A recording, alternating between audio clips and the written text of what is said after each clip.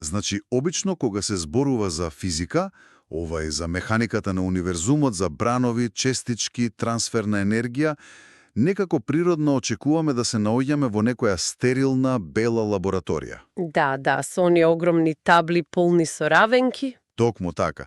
А од друга страна, нели, кога зборуваме за поезија, за емоции, за метафори и тие некои скриени значења, умот веднаш ни слика една сосема поинаква, помалку романтична атмосфера. Замислуваме стара хартија, мастило, тишина. Да, интроспекција. Буквално два сосема различни света, кои ретко, па би рекол речиси никогаш не се среќават. Но денес, во ова наше длабинско истражување, имаме една стварно несекојдневна мисија. А ќе се обидеме да дешифрираме еден сосема нов, фасцинантен пристап кој буквално ги спојува овие два универзума во едно. Апсолутно, и мислам дека ќе биде многу интересно. Значи, станува збор за концепт во современата литература кој се нарекува квантопоезија. И овој изворите за оваа наша анализа се базираат на теоретски и критички анализи на делото 99 писма до Нурана. Тоа е дело од професорот и поетот Тетово Берзат Садики. И сега, главното прашање за старт е како воопшто физиката и метафизиката завршија во иста реченица со поезијата. Па види, тоа е веројатно првото нешто што паѓа во очи, кога ќе се спомне самиот термин квантопоезија. И тука морам уште на самиот почеток да нагласам една многу важна работа за сите што не слушаат. Ова не е само уште една класична лекција по литература. Значи не е само анализа на рими. Не, никако.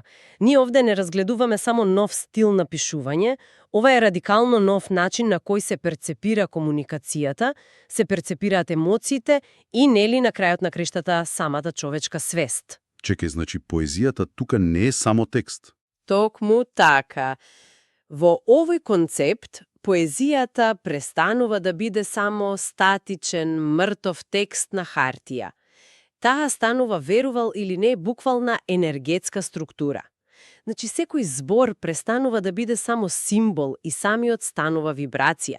Ова навистина звучи како да зборуваме за некој нов вид технологија на умот. Аха, стварно е така. Е сега, пред да нурнеме во самата книга и во тие ликови, нели, мислам дека е неопходно да ја разбереме механиката на овој нов литературен мотор. Значи, зошто токму квантопоезија? Па, во класичната лирика и па дури и во модернизмот, песната е во основа емоционален наратив или некаква фигуративна структура. Но професорот Садики воведува нова парадигма. Тој вели дека поетскиот збор е единица на символичка и семантичка енергија. Единица на енергија. Океј, да го разглобиме ова малку. Ако јас се обидам да направам една паралела, да речеме, читањето традиционална поезија ми личи на гледање прекрасна слика во некоја галерија. Добро. Ја гледаш сликата, ја впиваш убавината, ама таа останува таму над зидот. Од друга страна, читањето квантопоезија, според оваа дефиниција е како да допреш звучна вилјушка, нели, оној камертон. Одлична споредба. Нели? Го удираш камертонот и одеднаш тој почнува да вибрира со истата фреквенција како и твоето собствено тело. Апсолутно. Она што е фасцинантно овде е токму таа транзиција од пасивно во активно искуство. Аналогијата со камертонот е ептен на место, бидејќи зборот повеќе не е само носител на информација. Не е само возило од точка А до точка Б. Да, тој станува катализатор за духовно освестување. Метафорите престанува да бидат само украси и добиваат длабоки филозофски димензии. Добро, ама ако зборовите се навистина енергија, логично прашање што ми се наметнува е како човечкиот мозак ја процесира таа енергија кога читаме. Тука навлегуваме во специфичната структура. Според теоријата, во 99 писма до Нурана, постојат две различни димензии на читање. Првата димензија се нарекува линеарна. Тоа би било првото ниво на значење. Да, логичниот тек на стихот, препознавањето на поетските фигури, она директно чувство при првото читање. Но втората димензија е квантната димензија. Овде станува навистина интересно. Ако можам да се надоврзам со уште една слика, Линеарното читање е како брановите на површината на океанот. Нели, сите ги гледаат, убави се, Точно. ама квантното читање се оние длабоките невидливи струи под површината кои всушност ја придвижуваат целата вода. Да. И тоа создава една двојна структура, семантичка и енергетска, која буквално го тера читателот да застане и да размислува надвор од буквалното значење. Ајде да го приземиме ова за да биде појасно. Имаме ли некој конкретен пример од книгата? Имаме, да. Најдобро е да го објасниме преку еден од најважните стихови на почетокот на книгата. Стихот гласи вака: На почетокот беше светлината, потоа здивот и потоа тин нурана. Значи, на албански во оригиналот тоа е. Да, на филим иште дрита, пастај фрыма, де пастај ти нурана. Ако ова го читаме линеарно, гледаме убава, класична, романтична градација. Авторот ти дава комплимент на саканата. Да, звучи многу емотивно и логично. Точно. Но, ако се префрлиме во квантната димензија, ние мораме да ги промениме алатките. Замисли една стаклена призма. Кога белата светлина поминува низ неа, таа се прекршува во спектар на бои. Во квантопоезијата, човечката свест е таа призма. Светлината тука веќе не е само светлина, туку метафора за самиот почеток на екзистенцијата. Здивот е моментот кога духот влегува во материјата. А Нурана? Нурана веќе не е само име на жена, туку олицетворение на универзалната љубов. Леле, значи од обичен комплимент добиваме комплетна онтолошка мапа на универзумот. Буквално тоа. Ама чекај малку, тука мора малку да те предизвикам. Мислам, секој поет на светот сака да мисли дека неговата поезија има длабочина, нели? Па да, природно е тоа. Зарен секоја добра, длабока поезија од минатото не бара подлабоко толкување? Што го прави ова дело толку уникатно научно за да го наречеме квантно? Зошто да не е само стилска фигура? Тоа е апсолутно легитимно прашање. Ако го поврземе ова со пошироката слика, за да се формира нов жанр, ни требаат 4 елементи. Не е доволно само да кажеш дека текстот е длабок. Океј, кои се тие 4 елементи? Прво, нов теоретски концепт. Стихот како енергија. Второ, посебна структура, она линеарна наспроти квантна за која зборувавме. Трето, креативна практика, односно самата книга. И четврто, метод на интерпретација. Тука се појавува феномен сличен на суперпозиција во физиката. Аха, суперпозиција. Тоа е она кога субјектот и објектот се преплетуваат. Да, се создава символичен простор, каде повеќе значења коегзистираат истовремено. Авторот свесно го гради тој систем.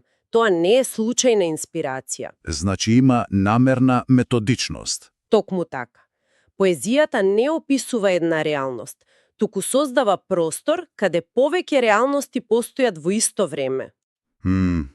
Сваќам. Сега, откако утврдивме како функционира машината, кое е нејзиното погонско гориво? Според изворите, тоа се светлината и љубовта, нели? Повторно тој стих на почетокот беше светлината. Да, тој синџир на постоење. Светлина, здив, збор, љубов, човек. Па, што значи сето ова? Искрено, мене ова ми звучи помалку како романтична комедија, а повеќе како астрофизика споена со некоја духовна филозофија. Јас сум сигурна дека токму тоа е намерата. Љубовта тука не е онаа клише емоција.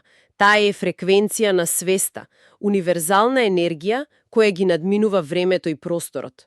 Значи, љубовта се третира како буквална енергија? Апсолутно. И тоа ја претвора поезијата во вистинско метафизичко искуство. И сиот овој концепт има своја крајна дестинација, свое јадро. И тоа јадро е фигурата на Нурана. Изворите ја споредуваат со Беатриче на Данте или Лаура на Петрарка. Но таа е невидливо присуство. Во воздухот е, во тишината, во квантопоезијата, таа е енерgetскиот центар. Точката што ги поврзува двете димензии. Знаеш на што ме потсетува ова? Нурана е како сонце во еден соларен систем. Или, уште повеќе, како позитивна црна дупка. Овде ме изненади со споредбата, ама точна е. Па да, Точкано огромна поетска гравитација кон која се движи секоја песна во книгата. Ова е многу прецизна аналогија. Една лична интима, преку Нурана, добива универзална димензија. Таа престанува да биде само лик и станува метафора за духовна светлина. Ама ако Нурана е центарот, а зборовите се енергијата, што се случува кога една ваква книга ќе се отвори од читател? Тука се комплетира тој квантен модел. Да, во квантопоезијата читателот никогаш не е пасивен наблюдувач. Чекај, ова директно ме асоцира на ефектот на наблюдувачот од квантната физика. Нели, квантната честичка не ја добива својата финална состојба додека не биде наблюдувана. Токму така. Значи, и значењето на овие песни не е конечно додека читателот не ги процесира ни својата свест. Апсолутно.